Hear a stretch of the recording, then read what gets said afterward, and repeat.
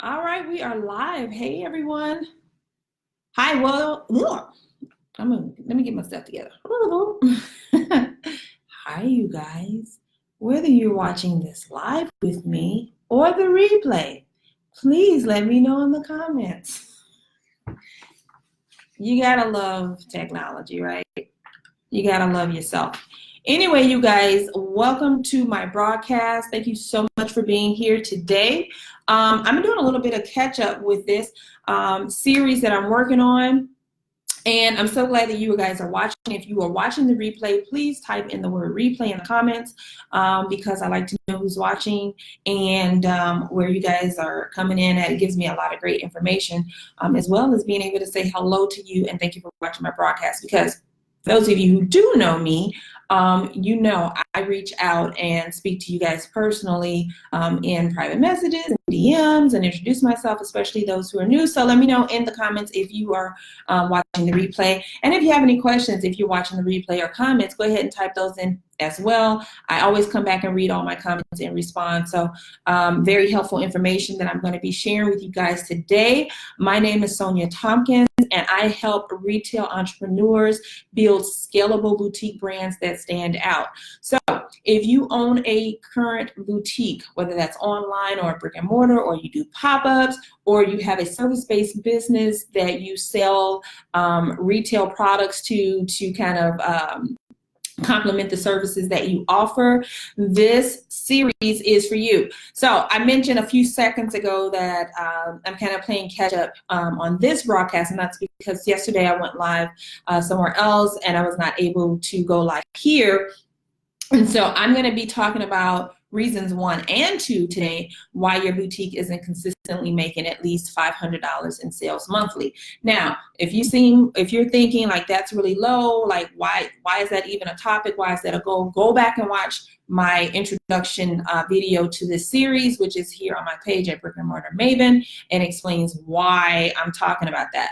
But in a brief summary, the reason I'm saying specifically if you're not making $500 consistently yet every month in your boutique or your retail business, why that's important is because $500 to $1,000, you guys, is kind of a good point it's a good goal that you want to get to when you're first starting out. So maybe you're 3 months into it, maybe you're 6 months into it, and making $500 to $1,000 consistently every month is a good starting point. It's like one of your first goals, monetary goals that you want to reach, in order to make sure and feel more confident that you have a boutique or a retail model that is actually working. And also, it's important, the reason I'm doing this topic is because I have a lot of people who come to me who aren't making that yet. And I'm talking been in business for 6 months, some more than a year, and aren't consistently having sales from their retail part of their business or their boutique business, that they're not making $500 per month in sales. So while everybody else is talking about 6 figures, some of y'all are like, listen, I would be amazed and I would be excited if I was making $500 a month.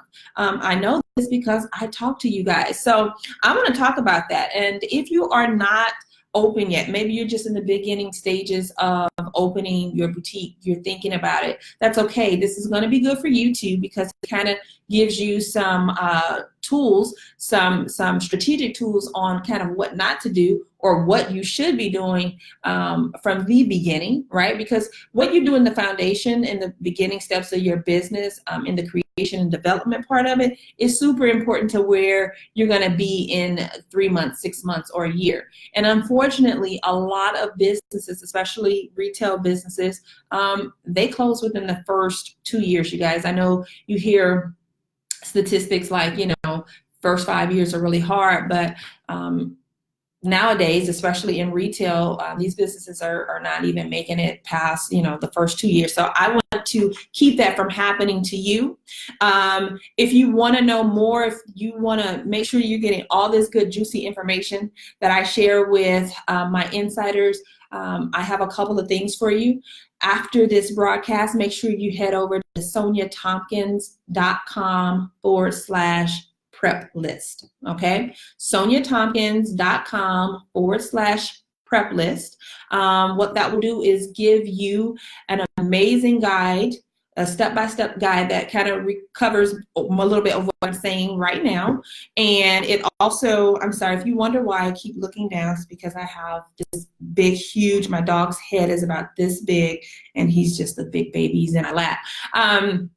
So I have that amazing tools and guide for you, and it's also going to get you on my list where I share all of my good information. I don't go live a whole lot anymore right now.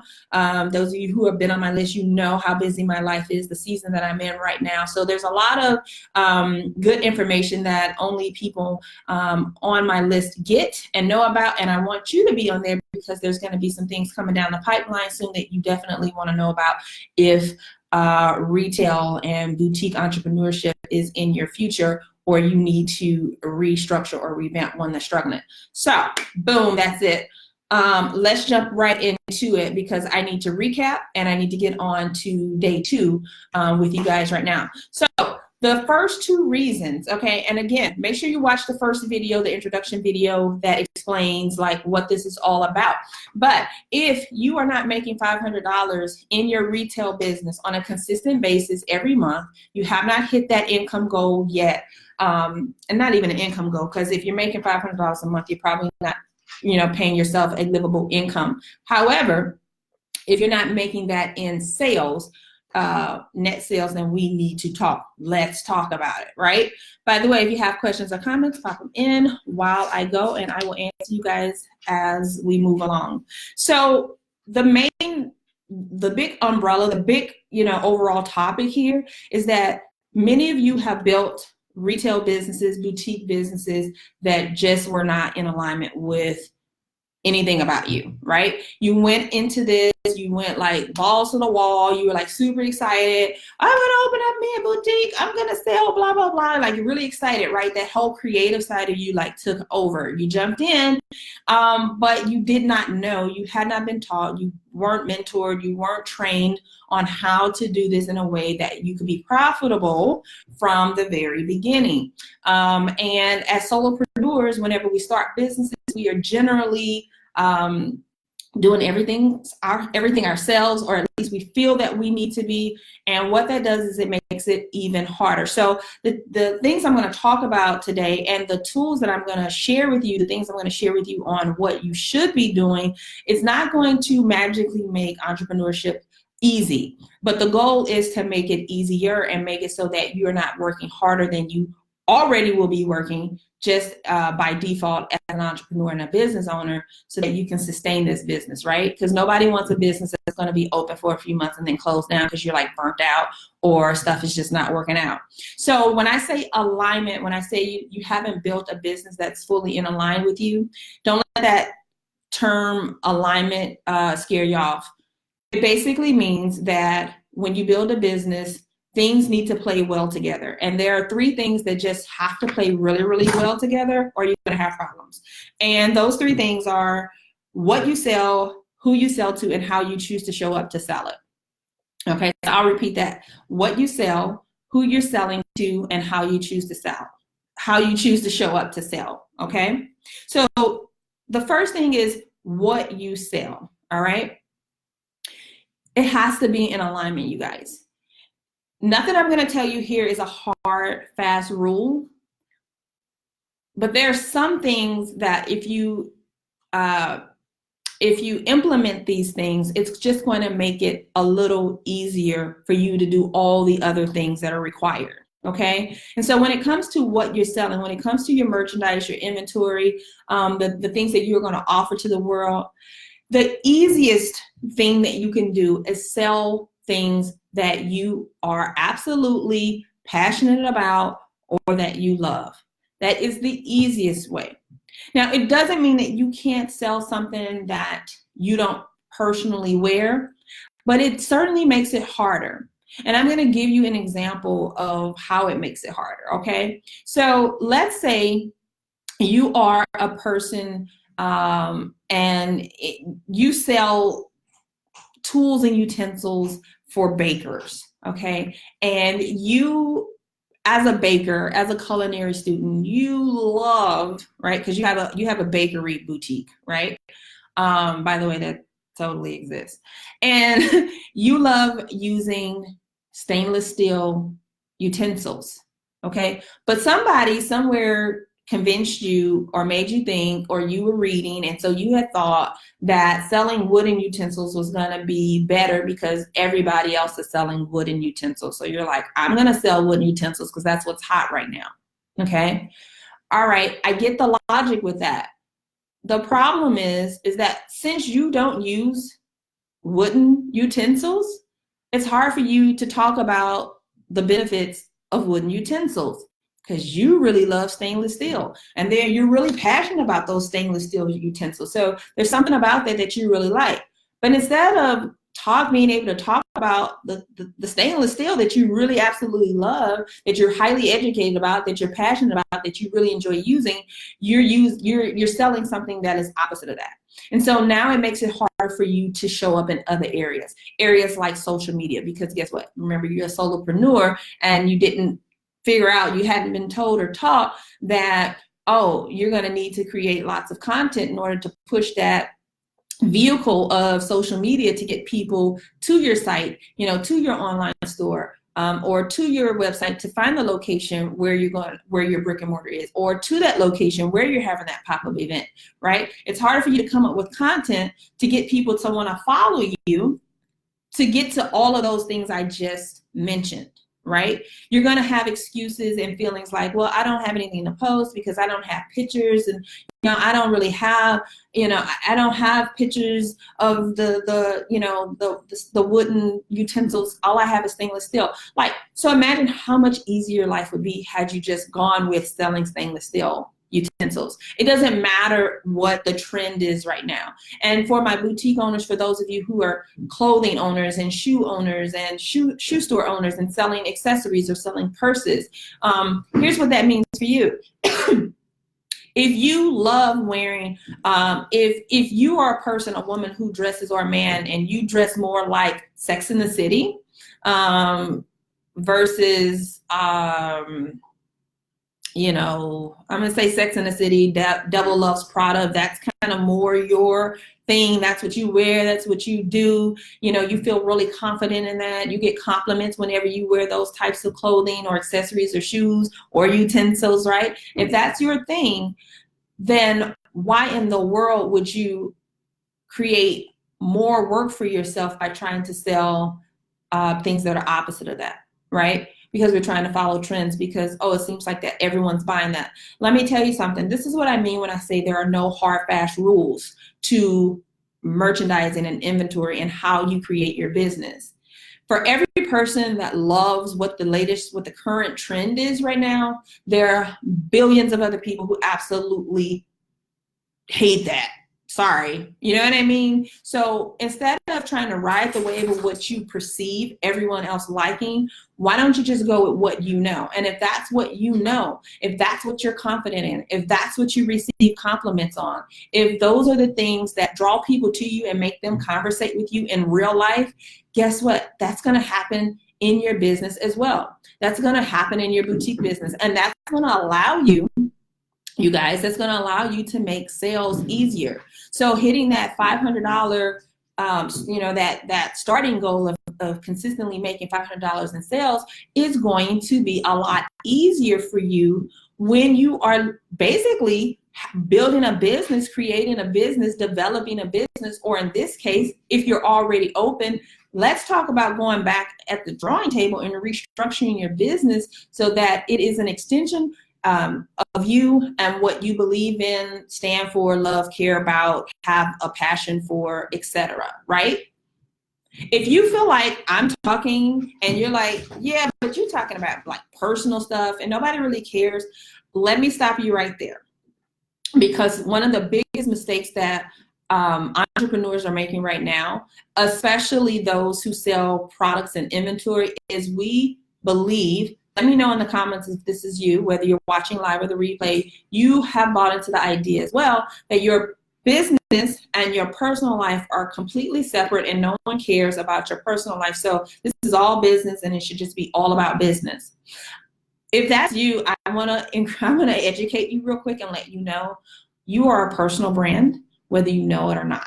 So the fact that your boutique is named, XYZ Boutique, and your name is Sonia Tompkins, and you want to play the role as if you are two separate entities, guess what? That's also making your job harder. It's just easier. You can have two separate names, but it's easier to interject who you are into your business and build your business accordingly, because you just love what you do. If you love those types of accessories, if you love those types of utensils, if you love those types of shoes, it just makes it easier for you to do all those other things that I mentioned: create content, take pictures, talk about it, engage with people on social media, and all those things, because you actually love what you're selling, right?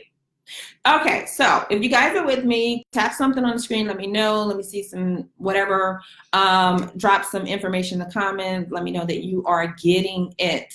I'm going to keep it rolling, though. And I know I'm going to take a sip of water.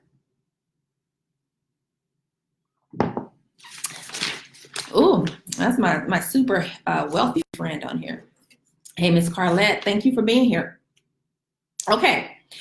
So reason number two. So reason number one, let me just recap really fast. Reason number one, why your current boutique, all right, or retail center is not consistently making at least $500 a month in sales is because it is not connected to something.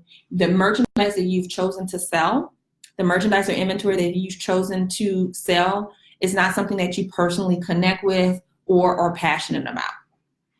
It's very hard to sell things that you're not passionate about. All right, so now let's go on to number two. And yes, I have notes because I get distracted. The second thing that is really causing this problem for a lot of boutique owners that I talk with is that although almost everyone in 2019 is familiar with the term ideal customer avatar, most people have no idea who that is. And so I get a lot of emails where people are like, oh, well, I'm still trying to create my ideal avatar. I'm still trying to, figure it out. And this is an exercise. It's really like the first step. So these first two things, step 1 and 2, these are the first two things that are really combined into one step when those of you who work with me in my coaching programs and my boutique academies, these are the first things that I work with you on. It's really all one step, but I'm breaking it down here in this series because I want to show you guys not just what the problem is, but how do you identify it, and then how do you structure a business that includes this information, right? And so it's not just a matter of creating, like just pulling stuff out of thin air to figure out who your ideal customer is. And it's not just you identifying based off of who's already shopped with you. It's really a blend of those two mixed with one other ingredient, which is this. Who do you resonate with, right? Like, find someone, base this ideal customer avatar off someone that you genuinely would like and resonate with. Meaning, pick someone very similar to you. It's so much easier to connect with people and talk to people that you feel like you have similar interests with, or that you have things in common with. Isn't it much easier to talk to those kind of people than it is to feel like you're talking to people that you maybe have nothing in common with? So let me put this into context in the retail world, in this scenario. Okay, matter of fact, even better, I'm going to give you guys an example. So I'm 41 now, and I'm just now like getting into what I call, some thickness. And so I'm just now like a size 6 or 8, right? I've been trying to get here since I was like 18, right? But now imagine, 20 years ago when I first opened my very first boutique, and I sold women's dresses, and I sold sizes small up to a 5X, okay? So imagine me, a size 2, trying to convince my customer that is beautiful and voluptuous and curvy, okay, who may be wearing a size 18, that she can actually wear this particular dress. Did I know what I was talking about? I absolutely did. I mean, I at that age already, I had already been in the beauty and fashion industry for almost 6 or 7 years, maybe, yeah, maybe getting closer to 10 years, believe it or not. So I knew what I was talking about. I know how to dress people. I know how to help people find clothing that makes them feel good, makes them feel confident in their own way, not in my way, in their own way. But it's harder. It was a lot of work when you're starting off, when you're dealing with a new customer that doesn't know you, that they don't know you. They haven't built that rapport with you. They don't feel like they can trust you because they just met you. They just walked into your store, right? And they just walked into my store and they see this size 2, right, girl. And I'm gonna tell the size 18 woman like what to wear. She's like, girl, go on somewhere. All right. Not to mention that I looked like I was 12, right? I looked 12 in the face, and then I'm a size 2. They're like, girl, like, bye.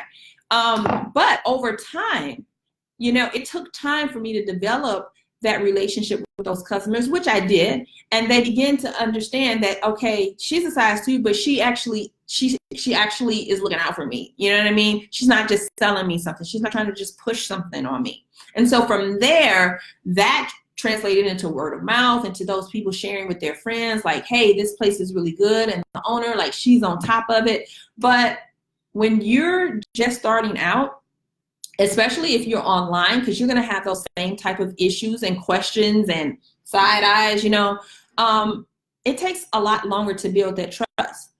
But had I been selling something, so now, same token now, because I did sell sizes that were my size, whatever I had on, if I had it on, people came into that store, it was a sold out item, like immediately. So this is what I mean. When you are selling merchandise or inventory that you are passionate about, that you like, that you actually wear, it makes it easier. It makes it easier to advertise. It makes it easier to market. You know why? Because I love that item that I just purchased to sell in my boutique. I love it so much that I'm wearing it. Now I'm wearing it. Someone's asking me, oh, do you have that here? I absolutely do. Here it is over here. Oh, bing, bang, boom. We at the cash register. It makes it easier, you guys. When you connect what you do, when you build a business and structure your business around people that have similar interests as you, it just makes it easier. Now, again, I'm not saying you can't make sales if you're selling something to someone who doesn't look like you, isn't shaped like you, doesn't agree with everything you're saying. It's not about that. I am saying, though, that if you're looking to turn things around, if you are struggling to make those connections, if you're struggling to build that engagement, if you're struggling to build that know, like, and trust factor, it is easier for you if you have items that you love, that you're passionate about, that you wear, that you show off, that you feel confident in, and that you will talk about all the time. And it's also easier to talk about those things with someone who understands and gets it from jump when you're talking about it, right? Because they're like, oh my God, girl, like, have you guys ever had that kind of connection with somebody that you've met online or just in general, right? You're in the grocery store, you're like, girl, I like that. And she's like, oh yeah, but I like what you got on too, girl, blah, blah, blah. Boom. It just makes it easier. So when you have those two things in place, and if you don't, by the way, what I would recommend you doing is right now, go to your systems, whatever you're using to track the sales that you are making, and start looking at where those sales are coming from, who they're coming from. Go back to the social media profiles of the customers that you do have, and kind of review them, look at them, what size are they, how old are they, and start tracking and seeing like, hey, it looks like most of my customers are similar to me, they're this and that. And I think once you just show up as yourself, your business naturally grows because it's easier to make those connections. So anytime I look at my Google analytics, my Facebook analytics, my YouTube analytics, my Instagram analytics, you guys, I don't even set out, I didn't even set out to say, okay, I want to target women who are 35 to 44. But guess what? That's who the biggest portion of my followers and who convert into my clients or students, that's where they fit. They're in that 35 to 44. Makes sense that I'm 41, right? Makes sense that most of those clients of mine have children or a child. Makes sense that most of those clients have worked, you know, in beauty or say beauty or fashion industry previously. I'm not going around saying, don't follow me, don't hire me if you're not this, and this, and that, but it just naturally happens. And I do find that, of course, I still get customers and clients that are not in that age group or do not fit that demographic. And that's fine too, and you will as well. But what I am saying is that if you put your focus on these two types of customers and these two things, it's just going to make it easier for you guys to get started with that. So I hope you guys enjoyed this little mini training. And I hope I gave you some things to think about and to look at in your business and some things to restructure if you are still struggling, and give these things a look over, start to adjust, whether it be your inventory. If you go through your inventory, you're like, you know what, like this is like, I don't even wear that. Like, I don't wear that. And I bought that because I thought, like, have that honest conversation with yourself. Yeah, I bought that because I thought people would really like that. But, you know, I would never wear that. Or I haven't worn that. Or, you know what, I thought I really liked that. But then when I put it on, I noticed I don't ever want to tell somebody to take my picture. That's an indication, right? Because when you feel really good about what you have on, hey Trish, thank you, thanks for being here. When you love what you're wearing, when you love it, what do you want to do? You want to take a selfie? You want somebody to take your picture that turns into content that you can put on your social media. That makes it easier to have something to, you know, something to market and the marketing material and all of that. And when those things are easier, then it's easier for you to show up and do all the things that people are talking about, right? Because all of the coaches, everyone, you know, I think a lot of people have just gotten into this mode of like telling you like all the things you should be doing in terms of like marketing, right? And showing up. But they're not telling you like, guess what? It's going to be harder for you to show up if you're doing X, Y, Z, you know? Like these things, like it's going to be harder for you to show up and talk about your business if you don't truly believe in what you're selling. And you can test and know whether or not you truly believe in it and you truly love it. Because my question to you is, are you wearing it?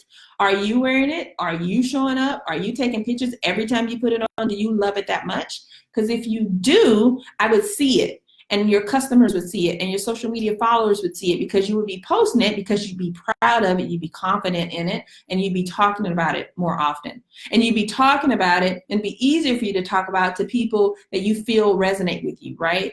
When you feel like she gets that. I know she gets that. I know she gets it because I researched enough to know that she gets it. All right. So just to recap, number one, who are you selling to? Make sure that that is in alignment, that you have structured your business, that you have created your business. Hey, Tina, how are you? That you have constructed your business model, your boutique business model around something that you are passionate about, that you are confident in, that you are really interested in. It's going to make it easier for you to do these other things. And number two, the second thing is making sure that one of the first ideal customer avatars that you focus on is someone that you connect with, that you feel like you resonate with, which kind of basically boils down to someone like yourself. Do you guys have similar interests? Are you targeting women who have the same kind of interests as you, has a similar lifestyle as you, maybe has the same pain points, fears, or joys as you? That's where the sweet spot is in terms of figuring out who your ideal customer avatar is. So again, these are things, two things that I dive into really deep with my students and my clients inside of my Boutique Academy and also my one-on-one coaching services. Again, head over to soniatompkins.com/prep list to get on my email list. You guys, I have some amazing news coming down the pipeline, and it's going to go to those people there first. If you are not already signed up to receive my emails, you want to go there to do so. And if you are, make sure you are opening all emails that come your way from me over the next week, because you don't want to miss out. Thank you guys so much for being here. I appreciate all of you, and I will see you next time. Oh, on another note, well, not on another note, but before I go, PS, make sure you've got me turned on, because I will be going live with number 3 tomorrow. So I'll see you then.